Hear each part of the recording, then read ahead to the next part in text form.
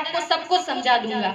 मैंने बोला वैसे भी कॉलेज लाइफ चल रही है, काम तो कुछ है नहीं, अपना पूरा दिन वेस्टेज आ रहा है ना, पढ़ाई कर रहे बाकी टाइम तो वेस्टेज आ रहा है, 1 घंटा और वेस्ट चला जाएगा और क्या। सुना, बैठी। सर ने बोला कि आपका गोल क्या है? मैंने बोला कि सर मैं बस इतना चाहती हूँ, क्योंकि मेरे घर के जो कंडीशन है, जो हालात है, जिस कंडीशन के अंदर मैं जी रही हूँ, क्योंकि हमारी छोटी सी शॉप है जिसके ऊपर हमारा घर चलता है। इस सिस्टम में आने से पहले की बात है, आज भी वो शॉप है लेकिन मतलब उस वक्त की बात कर रही हूँ। सर से मैंने बोला कि सर हमारी छोटी सी शॉप है, उस पर घर चल रहा है। मेरी फैमिली के अंदर हम 3 मेंबर हैं, मैं, मेरे बड़े भैया और मेरी मम्मी। हम तीनों हैं, हम तीनों का पूरा घर इस दुकान पर चलता है और सारी जिम्मेदारी अब हम भी बड़े हो चुके हैं तो हम पर भी आ चुकी है। तो हमारे पास भी कुछ ऐसा होना चाहिए कि जिसके माध्यम से हम हमारी मम्मी को सपोर्ट कर सके। मेरी पढ़ाई चल रही है कॉलेज की, तो अब मैं जब अपना ग्रेजुएशन कंप्लीट करूंगी तब जाकर मुझे कोई नौकरी मिलेगी। तब तक क्या, तब तक तो पढ़ाई करते रहो, जो भी खर्चा आता है वो उसी दुकान में से निकालना है, घर में कुछ लाना है तो वो खर्चा भी दुकान में से निकालना है, कपड़े लाने हैं तो भी वो खर्चा दुकान में से, बाकी समाज का जो कुछ भी काम है सारा खर्चा उस दुकान पर से। बेचारी अकेली दुकान जेल कर कितना झेलेगी? हम 3 लोग खाने वाले, अकेली दुकान किन किन का खर्चा उठाएगी? तो फिर सर ने मुझे बोला कि आप इस सिस्टम के अंदर आओ। ये सिस्टम में इतना पावर है कि आप आज जहां हो, आज के 1 साल के बाद आप कहां होगी वो आप मुझे बताना। मैंने बोला ठीक है सर, मैं 24 घंटे के बाद आपको सोचकर बताऊंगी। दूसरे दिन जब सर आए, मैंने सोचा कि ठीक है ना, पढ़ाई तो कर ही रहे हैं, साथ ही साथ अगर स्टार्ट कर देंगे, होगा उतना करेंगे, देखा जाएगा, नहीं आएगा तो सर के साथ जिस तरह आज मीटिंग चल रही है उसी तरह हमारे वहाँ भिलोड़ा में मीटिंग थी, गुजरात भिलोड़ा में। तो वहां पर ऐसे सर को मतलब बोलते हुए स्टेज पर सुनती, सम्मान देखती, तो मुझे लगता कि मुझे भी इस मुकाम तक तो पहुंचना है। पढ़ाई करूंगी, मैं कलेक्टर भी बन जाऊंगी, क्या ऐसा सम्मान मिल सकता है? नहीं।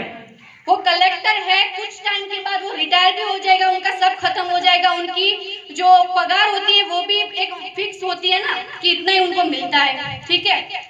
लेकिन यहाँ पर मैं अपनी बात करूं तो मैंने जब सर को बोला, मैं बोला कि सर मैं अपने माध्यम से हजारों लोगों को रोजगार दिला सकूं, जैसी कंडीशन मैंने जी है वैसी और कोई ना जिए, उसके लिए मुझे ये सिस्टम करना है। अगर मैं कलेक्टर बनती तो क्या मैं लोगों को कलेक्टर बना सकती? नहीं।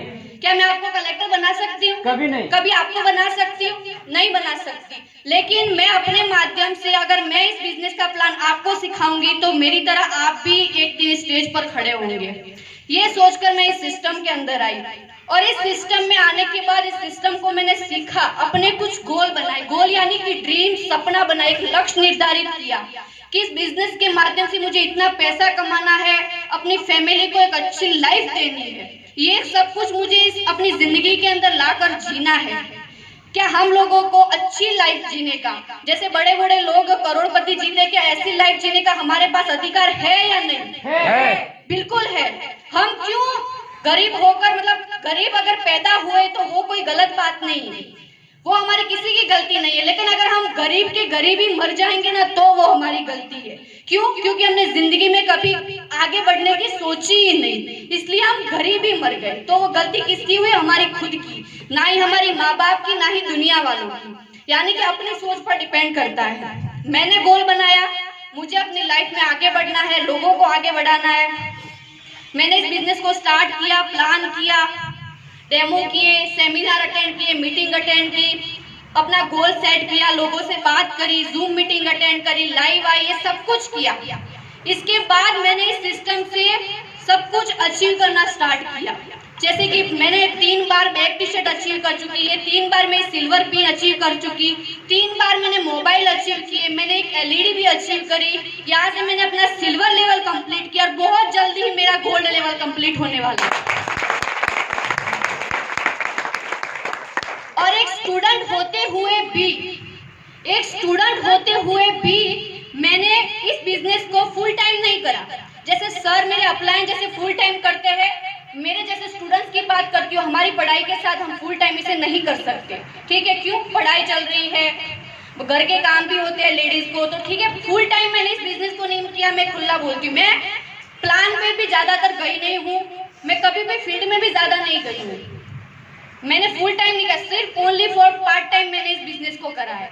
लेकिन अपना गोल सेट रखकर अपने माइंड को ये पता है कि हाँ मुझे वो चीज़ चाहिए और मुझे इस बिजनेस के माध्यम से ही मिलेगी। मेरे जैसे काफ़ी लोग होंगे जिनके पास हो सकता है फुल टाइम भी हो, लेकिन मैं अपनी बात बताऊं तो मेरा फुल टाइम इस बिजनेस को ना करने का कारण ये है कि मेरे ऊपर मेरे घर की बहुत सारी जिम्मेदारियां हैं। ठीक है, मेरे परिवार को संभालना ये मेरी सबसे बड़ी जिम्मेदारी है, मेरी पढ़ाई को संभालना ये भी मेरी जिम्मेदारी। इन जिम्मेदारियों के बीच में इस तरह से फंसी हुई हूँ कि इस बिजनेस को मैं फुल टाइम नहीं कर सकती, लेकिन मैंने इस बिजनेस को पार्ट टाइम करते हुए मुझे करीबन 2 साल हो चुके हैं और इन 2 साल के अंदर मैंने 5 लाख से भी ज्यादा की इनकम की है। अगर मैं एक स्टूडेंट होते हुए भी और पार्ट टाइम करते हुए भी अगर इस बिजनेस में से 5 लाख से भी ज्यादा की इनकम ले सकती हूँ, तो क्या वो कलेक्टर मुझे ग्रेजुएशन के बाद भी वो इनकम दे सकता था क्या? नहीं दे सकता था। अगर मैंने 3 साल के ग्रेजुएशन के कंप्लीट होने के बाद 1 साल की मैंने पूरे क्लासेस करने के बाद कलेक्टर की तैयारी के बाद अगर वो इनकम पानी चाहिए होती, तो आज मेरी इनकम उस हिसाब से देखने को जाए तो मैं करोड़पतियों में खेलती। ठीक है, इसलिए करोड़पतियों में खेलना है उस टाइम भी, 3 साल के बाद भी, तो अभी से इस सिस्टम को स्टार्ट करना पड़ेगा। अभी से इस सिस्टम को स्टार्ट करना पड़ेगा, अपने कुछ गोल बनाने पड़ेंगे। अगर आप इस बिजनेस को कर रहे हो तो अपने गोल को सेट करो कि हाँ मैं बाइक के लिए कर रहा हूँ, मैं बुलेट के लिए कर रहा हूँ, मैं थार के लिए कर रहा हूँ, मैं स्कॉर्पियो के लिए कर रहा हूँ, बंगला लेने के लिए कर रहा हूँ, बैंक बैलेंस के लिए कर रहा हूँ, अपनी फैमिली के लिए कर रहा हूँ, समाज सेवा के लिए कर रहा हूँ। मैं क्यों इस बिजनेस को कर रहा हूँ? अगर आप रॉयल लाइफ जीने के लिए, एक अच्छी जिंदगी जीने के लिए भी एक बिजनेस को कर रहे हो, तो आपको अपना गोल तो सेट करना ही पड़ेगा, क्योंकि आपका गोल ही डिसाइड करेगा कि आप कहाँ तक पहुंचोगे। क्योंकि जिंदगी में जो इंसान अपने दिमाग से काम नहीं लेता, ये नहीं सोचता कि मुझे क्या करना है, मुझे क्या बनना है, उसकी जिंदगी वेस्ट है, उसकी जिंदगी बेकार है दोस्तों। इसलिए सबसे पहले चीज ये जरूरी है कि आप अपना गोल सेट करें। जिस तरह सर ने बताया कि 20 दिन पहले जो जूम मीटिंग हुई थी, जगन्नाथ सर जी ने जो मतलब उनसे क्वेश्चन किया, उसके बाद जो जूम मीटिंग करी गई, उसके अंदर मैं नहीं जानती पूजा राजपूत जी कौन है, उन्होंने मतलब अपना ड्रीम वहाँ पर बताया था और ग्रुप के अंदर भी फोटो आया था उनका। ठीक है, उनका वो जो बुलेट का सपना है। ठीक है, तो उसके बाद जो नेक्स्ट फोटो था वो भी मेरा था, वो भी जो ग्रुप के अंदर है उनको पता है कि मेरा जो सपना है वो उस ग्रुप के अंदर आया था। मैंने भी वो चार्ट बनाया कि मुझे अपना ये सपना पूरा करना है। तो मैं कहना ये चाहती हूँ कि इस तरह से आपको अपना एक गोल सेट कर उस सपने पर काम करना पड़ेगा। ठीक है, इस सिस्टम को सीखना पड़ेगा। दूसरी चीज जो आती है कि आप जब इस सिस्टम में आ जाते हो तो उसके बाद आपका ड्रेस कोड मेंटेन होना चाहिए। मतलब ये कि आपको यूनिफॉर्म में आना पड़ेगा। अगर आप शादी ब्याह में हम जाते हैं, ड्रेस साड़ी जो भी पहनते हैं वो तो ठीक है, अगर आप यहाँ पर भी ड्रेस साड़ी पहन कर आओगे तो क्या आपकी कोई अलग पहचान बनेगी? अगर मैं आप आज यहाँ पर आई, मैं अगर अलग से ड्रेस पहन कर आती, मैं साड़ी वगैरह पहन कर आती, तो आपको लगता कि सर के साथ होंगे कोई आए होंगे, इतना कोई ध्यान नहीं देता। या फिर हम रोड पे जाते हैं तो लोग मतलब हमको नॉर्मल समझते हैं। मैं फील्ड में जाऊंगी, अगर मैं ड्रेस पहन के जाऊंगी, साड़ी पहन के जाऊंगी, तो लोग बोलेंगे कि ठीक है ना, आए होंगे, उल्लू बनाने वाले, पैसा ऐंठने वाले, कुछ भी बोल सकते हैं। लेकिन अगर मैं इसी ड्रेस कोड के अंदर मैं फील्ड में निकलती हूँ तो सामने वाले पर मेरे ड्रेस कोड का, मेरी पर्सनालिटी का उस पर असर पड़ता है। उसको लगेगा कि हाँ भाई कोई आया है, इनके पास मुझे कंप्लीटली बैठना पड़ेगा, कोई बड़े सर लग रहे हैं, कोई बड़े मैडम लग रहे हैं, इनके पास बैठकर इनका प्लान देखना पड़ेगा, इनको समझना पड़ेगा। अगर ये सब कुछ सोचकर आप इस सिस्टम को करेंगे तो ही आप इस सिस्टम में सक्सेस हो सकते हैं। तो इसलिए सबसे पहले अपना ड्रेस कोड मेंटेन कीजिए, अपनी पर्सनालिटी चेंज कीजिए, अपनी बोली को चेंज कीजिए। तू तारी कर इस सिस्टम में आने के बाद बात मत करिए आप कैसे हैं, ये मतलब जो भी वर्ड है, गाली गलौज जो है, उन सबको निकाल दो, क्योंकि ये सिस्टम हमको सिस्टम में रहने के पैसे देता है। ठीक है, अगर आप सिस्टम में रहकर बात करोगे, तू तारी कर बात करोगे, गाली गलौज से बात करोगे, तो ये सिस्टम आपको क्या करेगा, इस सिस्टम से आउट कर देगा। मतलब बोलेगा कि ये तेरे लिए नहीं है, आप जाओ यहाँ से, आपका कोई काम नहीं है यहाँ पर।